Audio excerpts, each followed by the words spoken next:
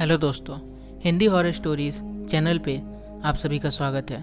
आज मैं आपको अपने दोस्त की भेजी हुई एक सच्ची भूतिया घटना सुनाने जा रहा हूँ। तो इस कहानी को पूरा सुनना, ये बहुत ही डरावनी और सच्ची कहानी है। इस कहानी का नाम है प्रेत के साथ यात्रा। बिहार राज्य के एक बड़े से शहर बिहार शरीफ के रहने वाले सूरज अपने साथ घटी इस भयानक घटना को बताने जा रहे हैं। मेरी उम्र 25 वर्ष है और मेरी ग्रेजुएशन की पढ़ाई भी पूरी हो चुकी है, इसलिए मुझे उस दिन दिल्ली किसी काम से जाना था। तारीख थी 22 मार्च 2011। मैं जाने के 2 दिन पहले से ही सारा सामान पैक कर रखा था। 22 मार्च 11 बजे रात को मेरी ट्रेन थी। मुझे अकेले ही जाना था, इसलिए मैं 22 मार्च को शाम में बिहार शरीफ से पटना के लिए बस से ही रवाना हो गया था, क्योंकि पटना स्टेशन से ही मेरी गाड़ी थी, वहीं से मेरी गाड़ी खुलने वाली थी और मैं स्टेशन पहुंचकर ट्रेन आने का इंतज़ार कर रहा था। पटना तो मैं ट्रेन आने के 2 घंटे पहले ही पहुंच चुका था। 1 घंटे तो मैंने इधर उधर घूमकर काट लिए। फिर मैं स्टेशन ही गया। 1 घंटे के अंदर मेरे पास एक बड़ा सा बैग था जिसमें खाने पीने की सामान थी। जब गाड़ी आने में लेट थी तो मैं स्टेशन के बाहर पार्किंग की ओर घूमने के इरादे से चला गया। भारी बैग मेरे पीठ पर एक बड़े बोझ के सामान लग रही थी। पार्किंग की तरफ मुझे घूमते हुए मेरी नज़र दूर अंधेरे कोने में एक बैठी हुई औरत पर पड़ी। उसके हाथ में मैंने एक कटोरा देखा। मुझे लगा शायद ये भीख मांग रही होगी। फिर मुझे लगा ये औरत कोने में क्यों भीख मांग रही है। वह गंदे मैले कुचैले वस्त्रों में थी। उसकी हालत देखकर मुझे उस पर दया आ गई और मैं उसे कुछ पैसे देने के इरादे से उसकी ओर चल दिया। वो औरत सीमेंट के एक बने चबूतरे के उस तरफ थी। मुझे चबूतरे के उस ओर घूमकर जाना पड़ता। जैसे ही मैं उस ओर पहुंचा तो मैंने देखा कि वो औरत वहाँ पर नहीं थी। मैं एकदम से चौंक गया। मुझे लगा इतनी जल्दी ये कहाँ चली गई। अभी तो ये एक अपाहिज की तरह यहाँ पड़ी हुई थी। मैं यही सोच रहा था कि अचानक ट्रेन आने का आवाज़ आया मेरे कानों तक और मैं दौड़कर वहाँ पहुँचा।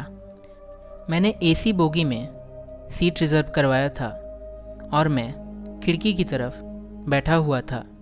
ट्रेन में तो थोड़ी देर के लिए अफरा तफरी ही थी, लेकिन थोड़ी ही देर में सब कुछ सामान्य हो गया। ट्रेन तक भागकर आने में मेरा गला सूखने लगा था, इसलिए मेरे बैग में पड़ी पानी की बोतल को मैंने निकाला और पानी की एक घूंट पी ली। और इस बीच ट्रेन कुछ मिनटों में खुल गई। मैं लेफ़्ट साइड की खिड़की की तरफ था, लेकिन मेरे बगल की सीट अभी भी खाली थी। लगभग 10 मिनट तक वहाँ कोई भी नहीं आया बैठने के लिए। कुछ देर बाद मैंने देखा कि टीटी अपने साथ एक औरत को लाया और उसे मेरे बगल में बैठा दिया। मैं खिड़की की तरफ बैठा हुआ था और शीशे से बाहर गुजरती हुई पेड़ों को देख रहा था। अंदर ऐसी बोगी में काफ़ी शांति का माहौल था और अब रात के तकरीबन 12 बजे से ज़्यादा हो चुके थे, इसलिए मुझे अब नींद भी आ रही थी। रह रह कर मेरे पलकें मूंदे जा रही थी। मैंने एक नज़र अपने बगल बैठी उस औरत पर डाली। मैंने देखा जिस तरह उसे बिठाया गया था वो एकदम मूर्ति की तरह वहीं बैठी हुई थी और सामने एक सीधा नज़र से देख रही थी। उसकी ये हरकत देखकर मुझे थोड़ा अजीब सा लगा। फिर मैं उस पर उतना ध्यान नहीं दिया और सोने की चेष्टा करने लगा। आँख लगे बस कुछ ही क्षण हुए थे कि अचानक मुझे लगा मुझे कोई सपने में धक्का देकर उठा दिया हो। मैं चौंक कर उठ गया और तुरंत घड़ी में समय देखा। रात के 2 बज रहे थे। सपने के कारण मैं थोड़ा घबरा सा गया, इसलिए मैं बाथरूम की ओर चल पड़ा, थोड़ा फ्रेश होने के लिए। रात के अब 2:30 बज रहे थे। सभी लोग सोए हुए थे ट्रेन में। मैं बाथरूम से आकर अपनी सीट की ओर जाने लगा। वहाँ पहुँचकर मैंने देखा वो औरत मेरी सीट पर बैठी हुई थी। मैंने उस औरत को कहा, देखिए ये मेरी सीट है, आप अपनी सीट पर जाके बैठिए और मुझे वहाँ बैठने दीजिए।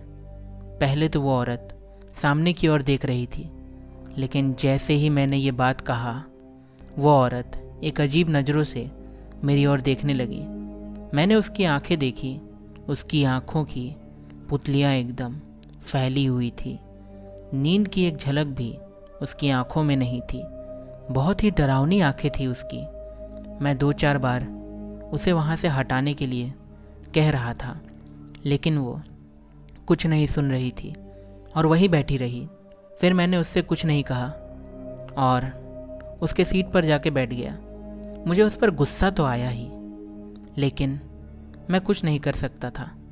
अगर मैं उसे कुछ कहता तो शोर शराबे में ट्रेन के बाकी सभी लोग जाग जाते। इस कारण से मैं उसे कुछ नहीं कह रहा था। कुछ ही देर बाद मुझे फिर से नींद आने लगी और मैं सो गया।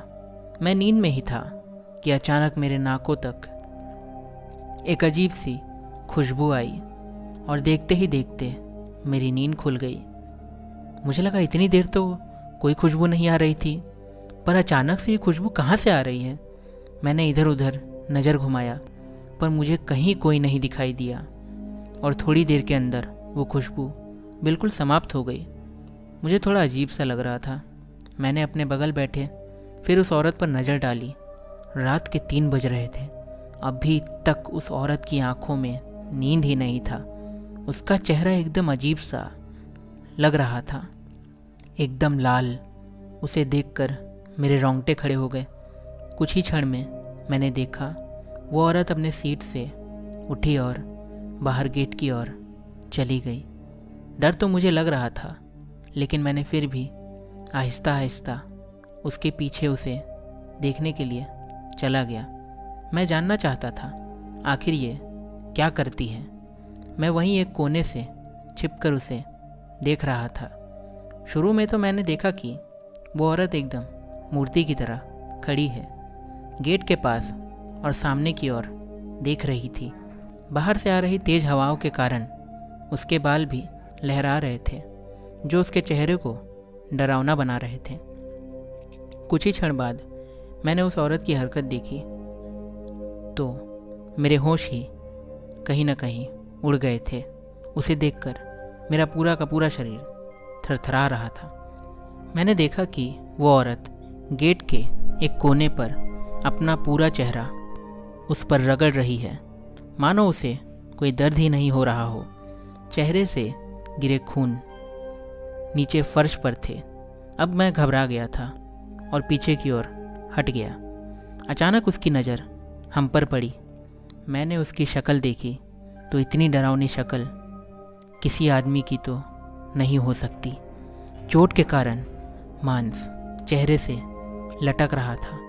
आंखें उसकी फटकर बह रही थी, मानो एक चुड़ैल हो अपने सामने। और देखते ही देखते वो औरत नीचे छलांग लगा देती है। उस अंधेरी रात में वो औरत चलती ट्रेन से कूद चुकी थी, पर पता नहीं वो कहाँ गिरी। मैं बहुत ज़्यादा डर गया था और किसी तरह डर के साए में रात काटी। बाद में मैं दिल्ली अपने दोस्त के घर पहुंचकर यह सारी बात उसके परिवार वालों को सुनाई। उन लोगों ने कहा, अगर तुम्हारी कही बात सच है तो तुम्हारा सामना एक खतरनाक चुड़ैल से हुआ था। ये भूत प्रेत ही होते हैं, यह आत्माएं इसी रूप में भटकती रहती हैं। ये किसी का भी रूप ले सकती है। तुम तो किस्मत वाले हो कि बच गए।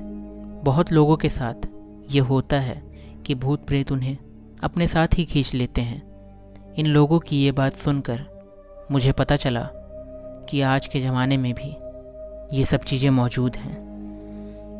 तो अगर कहानी पसंद आई है तो लाइक करो इस वीडियो को, सब्सक्राइब करो इस चैनल को। इसको रिकॉर्ड करते करते 2 बार लाइन कटा है, क्या कहें यार यहाँ का ये लाइन 2 बार लाइन काटा है यार, मतलब अंधेरे में सोचो ये सब वॉइस ओवर कर रहे हैं। एक तो डरावनी कहानी, ऊपर से भूत का साया और आ जाता है लाइन कटने पे। अबे फट जाती है यार, समझ रहे हो यार, मतलब अकेले बैठ के ये सब रिकॉर्ड करना। ठीक है चलो, सब्सक्राइब कर लेना, चलते हैं, बाय।